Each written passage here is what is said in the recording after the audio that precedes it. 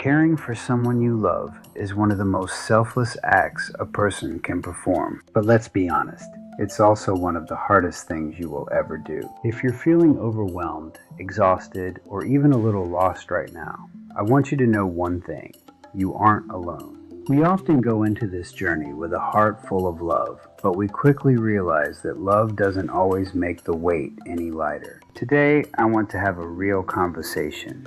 We're going to talk about what caregiving actually costs, the signs of burnout that nobody seems to name, and what actually helped me find my way back to a place of balance. This isn't a performance or a lecture. It's a sincere conversation between friends. So, take a deep breath.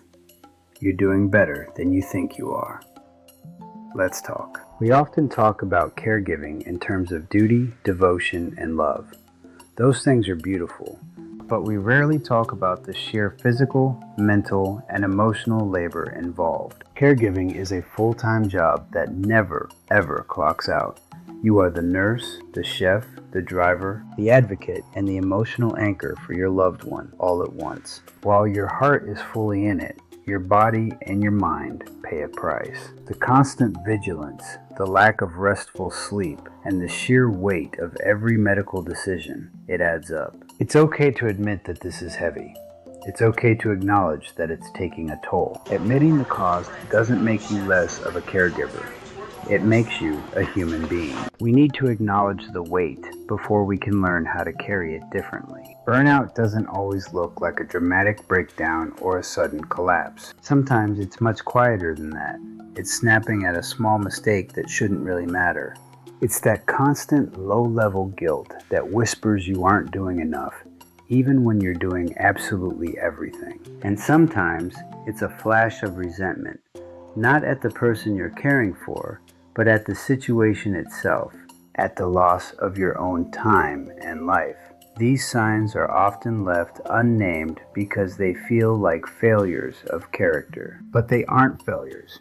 They are your internal system telling you that the tank is completely empty. If you recognize these feelings, it's time to stop and listen to what your body is trying to tell you. Finding what actually helps isn't about finding some magical solution or grand gesture. It's about the small, sustainable shifts in your daily rhythm. For me, the most important lesson was realizing that I couldn't be a good caregiver if I was just a ghost of myself. I started small, claiming just 15 minutes of true, uninterrupted silence each day. I reached out to a support group, not because they had all the answers, but just to be heard by people who truly understood the role. And most importantly, I had to learn how to say, "I need help," without feeling like I was failing my loved one. Your well-being isn't a luxury you afford yourself when the work is done. It's the very foundation for the care you provide.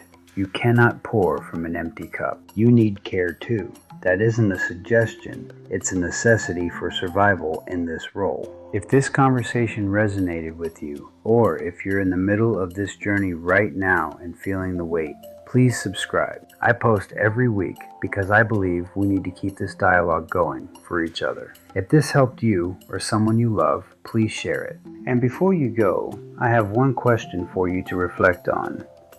What is one small thing you can do for yourself today, just for you? Let me know in the comments. I read every single one, and I'm here to support you. Take care of yourself, and I'll see you next week.